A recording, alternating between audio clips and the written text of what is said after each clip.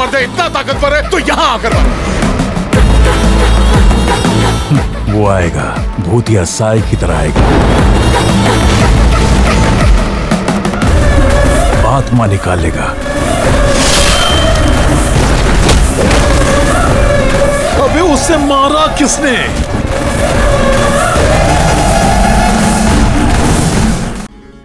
मी काही बोलू का? माझं बोलणं लहान तोंडी मोठा घास घेतल्यासारखं वाटेल, पण सुजितवर इतके आरोप होत असताना आता त्याची बायको म्हणून मी गप्प नाही बसू शकत। अंकल, सुजितला तुम्ही ठरवलेलं लग्न करायचं नव्हतं असं अजिबात नाही, पण अंकल तुम्ही तुमच्या मुलाचं सुजितचं लग्न या स्वानंदी बरोबर ठरवलं होतं।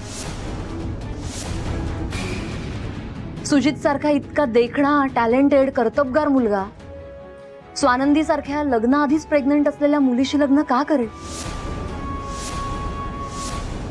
तुम्ही म्हणालात की मणीने केलं लग्न, मणीने केलं लग्न अंकल, मणीचं आणि तुमचं नातं वेगळं आहे, पण म्हणून सुजित मणी नाहीये ना अंकल। सुजित तुमचा मुलगा आहे आणि तुमच्या मुलाचं आणि माझं, आमच्या दोघांचं एकमेकांवर खूप प्रेम आहे अंकल। आम्हा दोघांनाही लग्न करायचंच होतं, पण तुमची परमिशन मिळणार नाही हे सुद्धा आम्हाला माहित होतं। त्यात तुम्ही सुजितचं लग्न या स्वानंदीशी ठरवलेलं होतं। या सगळ्याला घाबरून सुजित पळून गेला होता आणि तुम्हाला माहितीये मम्मा, सुजित आत्महत्या करायला निघाला होता। काय? माझ्याकडे काहीच ऑप्शन नव्हता, सुजितचा जीव वाचावा म्हणून मी त्याच्याशी लग्न करण्याचा निर्णय घेतला। हे लग्न जर आज झालं नसतं ना मम्मा तर सुजित, तू आत्महत्या करणार होतास? अरे तू जीवाचं काही बरं वाईट केलं असतं तर मी काय केलं असतं? संचिता, आभार मानते मी तुझे, तुझे खूप खूप उपकार आहेत ग माझ्यावर।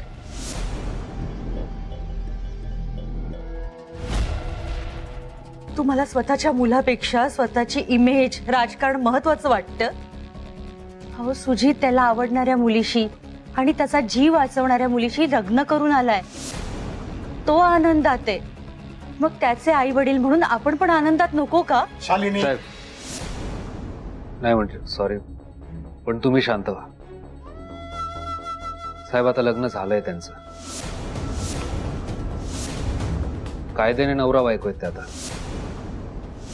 दोघंही सज्ञान आहे। तुम्ही शांत व्हा आणि प्लीज त्यांचं लग्न स्वीकारा, त्यांना आत येऊ द्या।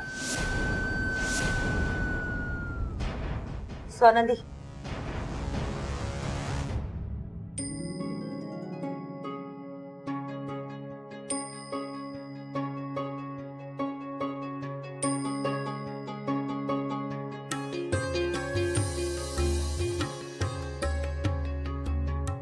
आता बघत काय बसलीयस?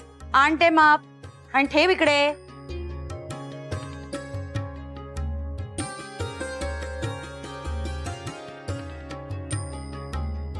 माप ओलांडून घरात ये।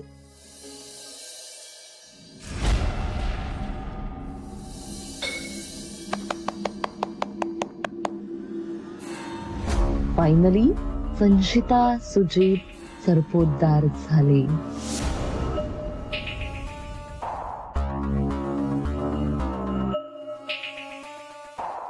सुखी राहा, दीर्घायुष्य व्हा।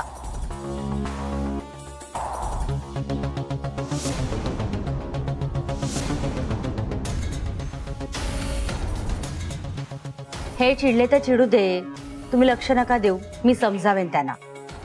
आणि संचिता, आता तू ऑफिशियली सुनबाई झालीयस माझी। पण मम्मा, मी तुम्हाला सासूबाई नाही ह्या म्हणणार, तुम्ही माझ्या लाडक्या मम्माच आहात। अगं आपलं नातं आई मुलीच आहे, तुम्हाला मम्माच म्हण। संचिता, आता तुझी ओटी भरायची आहे मला, आणि तुम्ही दोघांनी कुलदेवतेला नमस्कार सुद्धा करायचा आहे। हं, मी यांना घेऊन येते। आणि तू इथे बघत उभी आहेस? ओटीची तयारी कर.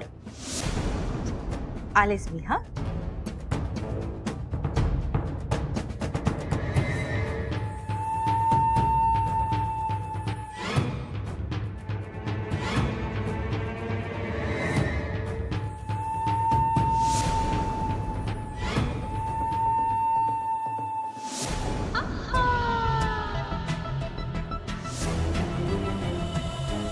मग स्वानंदी, आतापर्यंत तुझ्या लक्षात आलंच असेल ना, सुजितच्या मनात मीच होते अगं, तू नव्हतीस. आणि आता तर मी लग्न करून आले या घरात, त्याची बायको म्हणून. त्यामुळे आता काय, आपल्या दोघींना एकाच छताखाली राहावं लागणार आहे. सो तुमचं लग्न ठरलं होतं, त्याला तू आवडायची, सगळा भूतकाळ विसरून जायचं. आय होप एवढं तर कळलंच असेल तुला. संचिता. मणी, संचिता नाही रे, संचिता सुजित सरपोतदार. लक्षात ठेवा दोघांनी.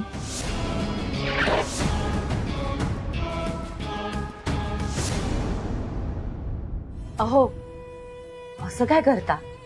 सुजित किती दिवसांनी घरी आलाय, ते पण एकट्याने. याला आपल्या सुनेला घेऊन आलाय आणि तुम्ही असे रागावलात. नाही मग काय करू मी? डीजे बोलू, जेवणावेळी घालू, लोकांना सांगू या जेवा नाचा?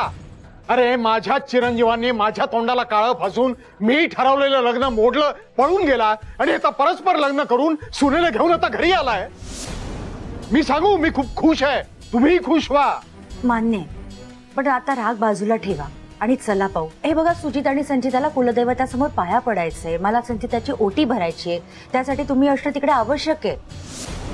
आणि मला सांगा, संचिताचा काय दोष? हा, तिला किती वाईट वाटलं असेल बिचारीला, तुम्ही एवढं रागावून आलात. ह्या सगळ्याला तुम्ही जबाबदार आहात.